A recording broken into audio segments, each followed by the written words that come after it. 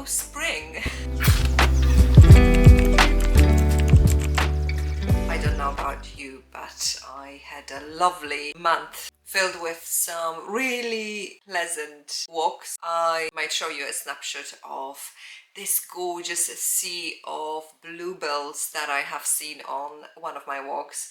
And also it was Easter, so we had 2 weeks off from school. By we, I mean my two teenage children had 2 weeks of school. We didn't go anywhere, but we did have some outings. My teenage son and I went to see Witness for the Prosecution, which is a theatre production currently being shown in London in the County Hall, which is this building dating back to 1922, which housed London local governments for several years. And so the setting was perfect because it was done as if you were in the courtroom. I did read Agatha Christie's, is it short story or a novella? I don't remember. It was some years back I read it. Unfortunately, I did remember the twist. My son also read it, but he didn't remember the twist. And so for him, the play worked even better and he thought it was brilliant. But if you're planning on seeing it, don't read the story because I think it will have a bigger impact on you. I also went and saw a music concert. My husband and I went to see Allie Sherlock. I don't know if you've heard about her, but she is this busker effectively. She performs on streets of Dublin mainly, but also other Irish towns. She has been doing it for years, since she was probably 13 years old, and now she's 19 or 20 years old. She has this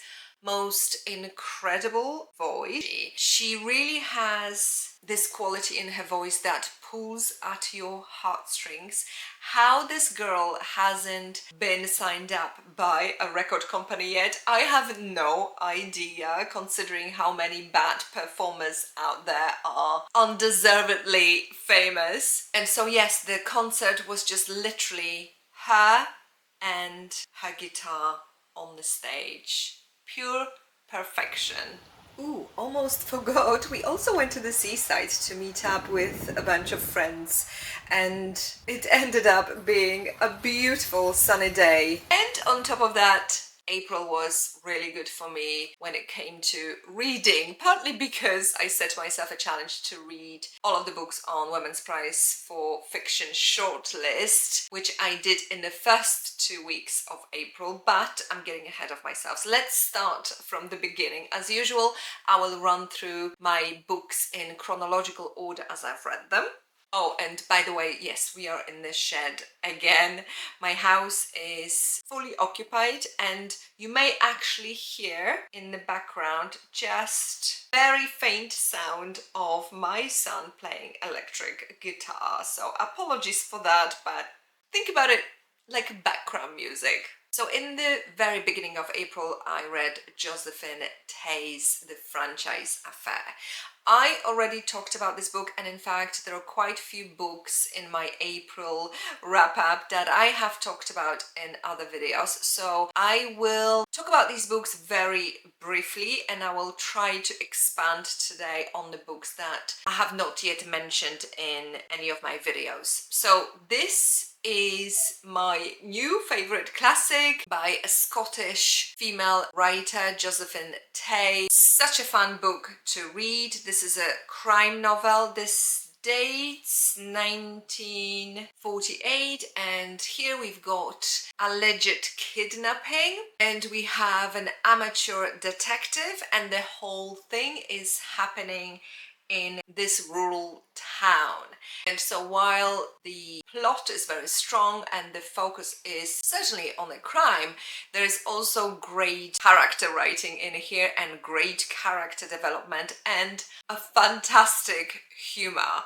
I think I will rely on Josephine Tey's books as a bit of a pick-me-up, and I will definitely be reading more of her books. I highly recommend it. If you want to hear me talk about this book in more detail, please check out my video, which I will link above. And so after the franchise affair, I read Nesting by Roisin O'Donnell. I don't have a copy because I read it on my Kindle. If you're going to read it, I do recommend picking up a physical copy because the edition is absolutely gorgeous. And since the book hasn't been shortlisted for Women's Prize for Fiction, it was longlisted but not shortlisted. The queues at your local libraries should be much shorter for this book. I loved reading this book. I was very disappointed not to see it on the shortlist. To me, this was such a strong contender, and I'll tell you why in a minute. But let me just briefly outline the setting of the book and the plot. So you've got this woman, this is all based in Ireland, by the way. You've got this woman, she's got two very small children, I believe. From memory, they 2 and 4 years old. And she's got this husband who on paper looks great. Everyone adores him, but he's not perfect. He is in fact abusive. And so the book starts with this woman making a decision that looks like it's a bit of a spur of the moment decision, because she's taking down the laundry in the garden. She's just had another incident with this husband the night before. He's just about to come back from work and she's taking down this laundry, and she decides to pack up and leave the husband. So she does that. She takes her children and she goes. And so for the rest of the book, and don't worry, I'm not spoiling it for you because the quality of the book doesn't really sit in the plot itself, and I promise you it's so gripping to read. So for the rest of the book, you follow her story as she moves out, and she doesn't have really any support system. She doesn't have a job, she doesn't have any money, her family don't live in the same country, her family being her mother and her sister. So she's got nothing.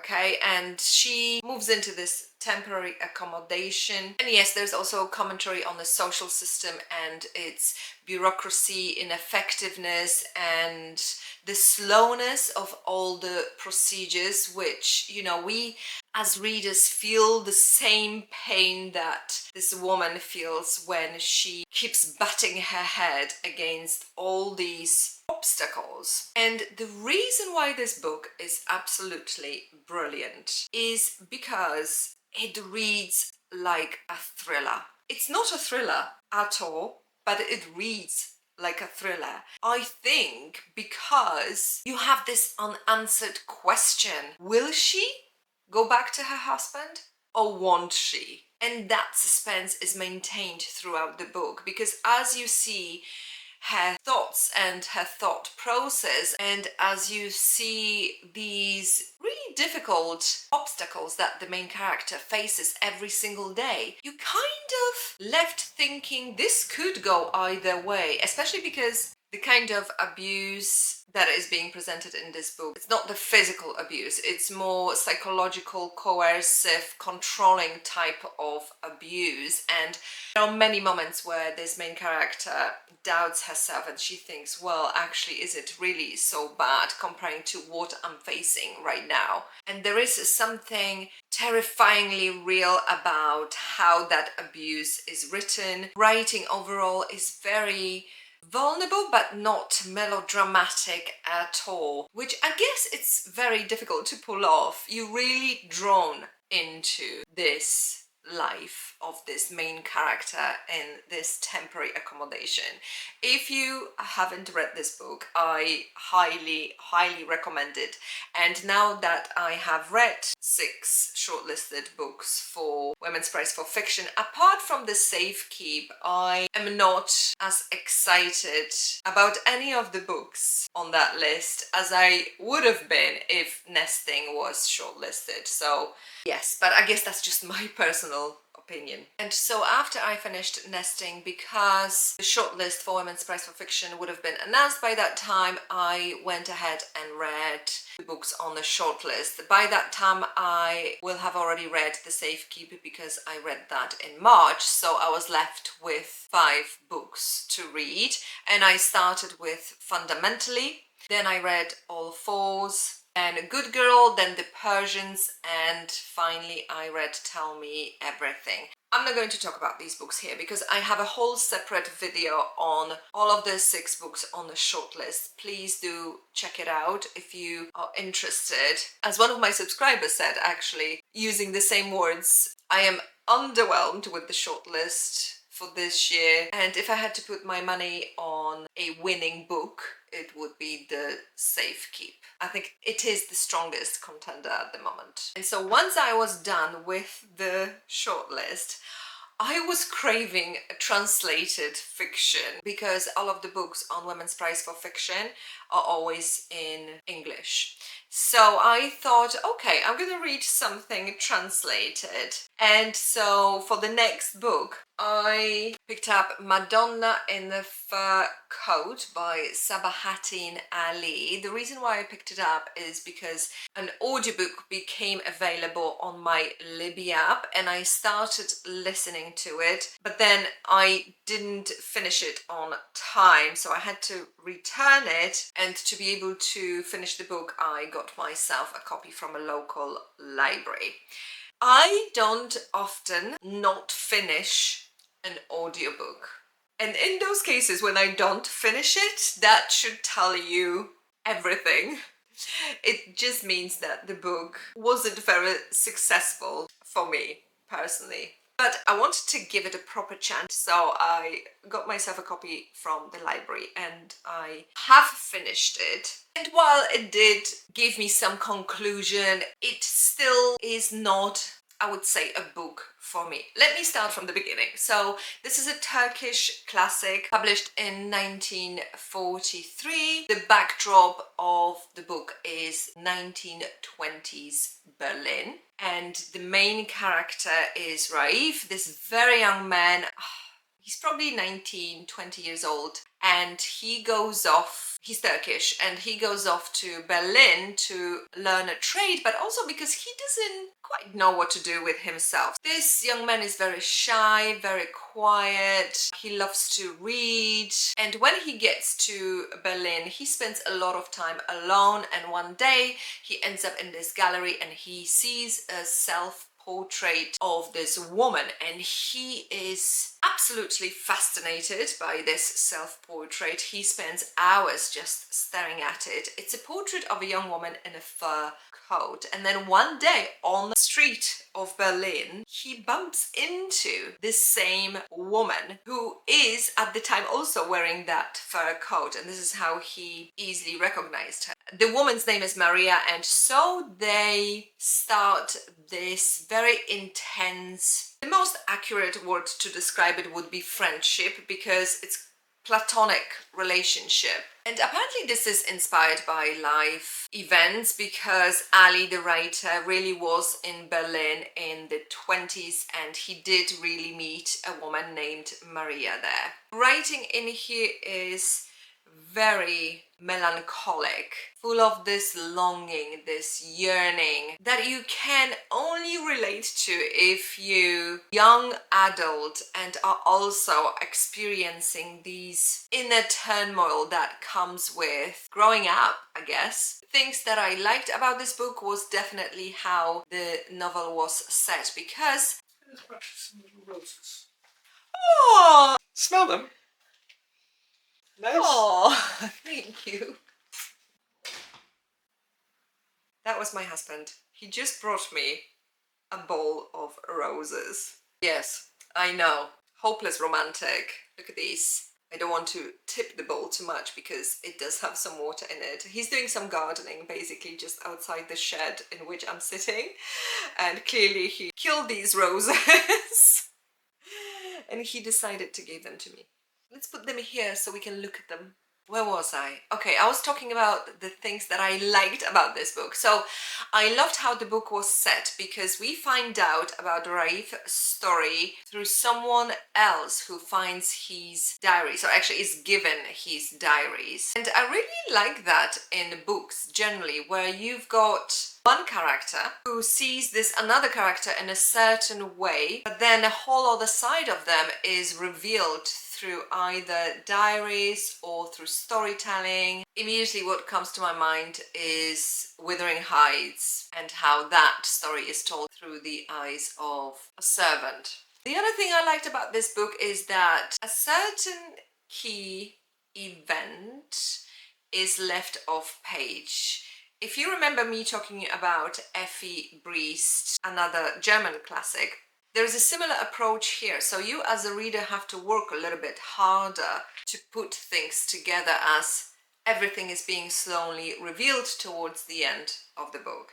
However, still, overall, this book is not for me. Like I said, for someone in the early 20s who is feeling especially a bit lost in life and is experiencing all these, emotional dramas that come with being 20 years old, I think this is a great book. For me, it just felt very lukewarm, and if you like this sort of books I have been talking about on my channel, then I can't, with a hand on my heart, recommend this book to you. I don't think you will like it. After that, I read a Filipinian classic, and its title is The Woman Who Had Two Navels. I understand this is a very well-known classic in the Philippines, and it is read at school. I have never read anything by any Filipinian author before, so I was very excited to read this.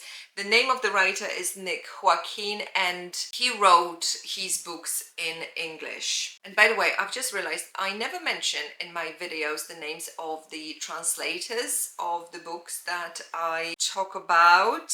I guess that's just because I'm assuming, because I'm always showing you the edition of the book, you can easily look it up, and I don't want to make my videos any more long than they are already. But let me know if it bothers you, and I'm very happy obviously to give translators credit due. But Nick Joaquin wrote in English. This novel was published in 1961. I'm going to tell you something. I read it and I did not get it at all until I've done some research about it and read the introduction to the book. And so in this case, I am going against my usual advice to not to read introductions before you read the book, because this introduction in here is excellent. It doesn't give you any spoilers, and you do need a bit of a background to understand this novel a bit better. I still am not sure if I 100% understand it. It definitely helped. And even better, read about the Philippines history and the two wars, the Spanish and the American wars that took place in the end of the 19th and beginning of the 20th century. You may already know a lot about it. I didn't. This book made me dive into a bit of a history rabbit hole.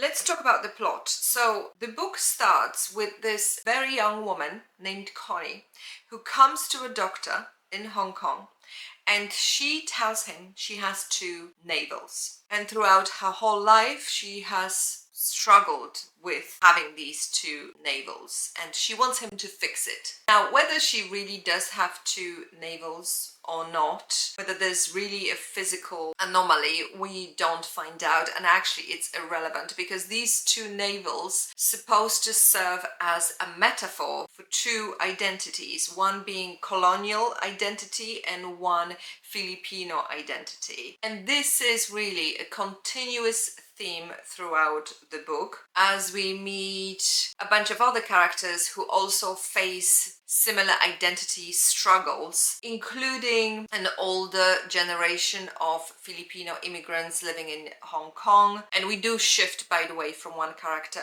to another quite a bit, and also we shift locations from Manila to Hong Kong, back and forth. This book reads a little bit like a dream, a little bit like Gabriel Garcia Marquez, although Gabriel Garcia Marquez on the spectrum of surrealism is, to me, probably number 4, and this is number 10. And so that, together with the historical context playing such an important role in this story, makes it overall not an easy and straightforward read. However, now that I've done a bit more research and understand a bit more and have a bit more clarity about the historical context, I might read it again because with that newly acquired knowledge, I think it's going to be entirely different experience. Let me know if you're familiar with this book.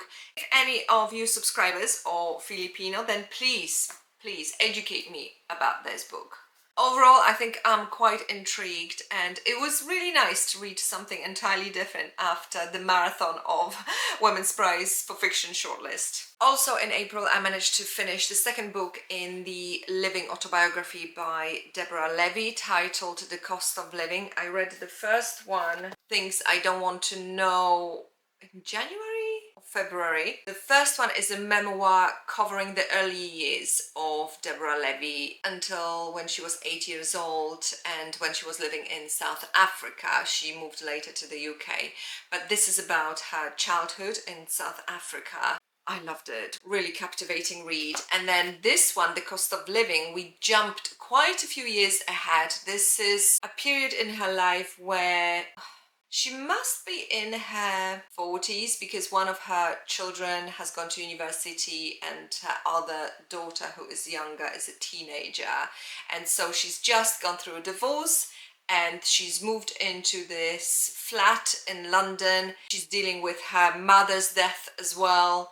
I will not say anything more because I want to read the third book in this trilogy, Real Estate, which I've just picked up from the library as well. And I will do a separate episode because I really have enjoyed the first two books. I know I'm gonna enjoy this one because Deborah Levy's writing is just exactly how I like it. And then finally, I picked up this short story collection by Joseph Conrad from my local library. With all the books I read in April, I didn't have time to finish another novel, but I did manage to read the title short story, The Tale. This short story really hits you with its sadness and hopelessness. I don't know how much you know about Joseph Conrad, whose actually real name was Józef Teodor Konrad Korzeniewski.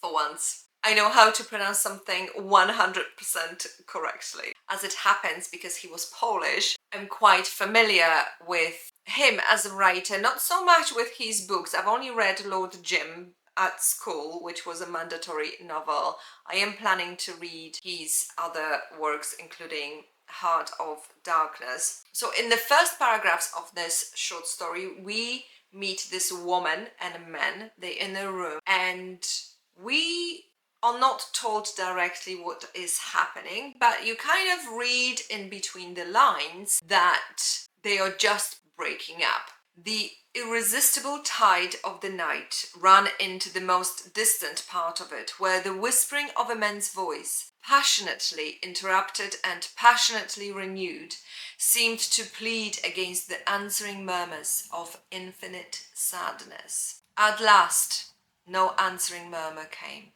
So there was clearly some kind of a heated discussion that eventually led to acceptance. And they spent a bit more time in this room. And the woman asks him probably to change the subject or to end meeting with a different experience. She asks him to tell a story. And so he tells the story of a British First World War Navy officer. And so this naval story that the man is telling this woman is, of course, not just about the Navy.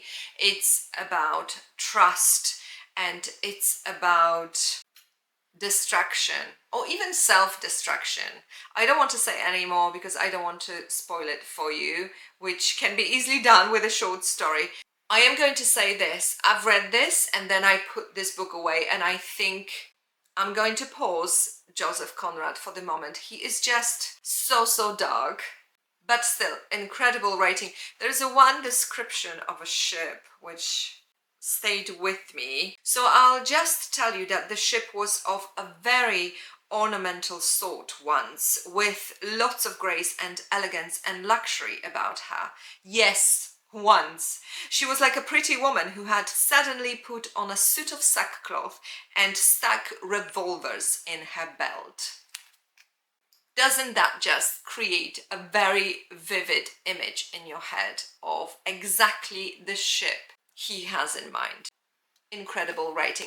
And actually, from this short story comes my word of the month, which is a word that I pick each month from a book that I've read that has intrigued me, because maybe it's not used very often, or actually most of the time I have not even heard before. And the word of the month for April is loquacity. On page 64 of the tale, you read, "He burst out into loquacity. It was not hurried, but it was insistent. It was not continuous for all that. It was broken by the most queer, thoughtful pauses." And so the Oxford Dictionary tells us that loquacity means the quality of talking a great deal, talkativeness, which one would argue I've been doing for the last 20 minutes.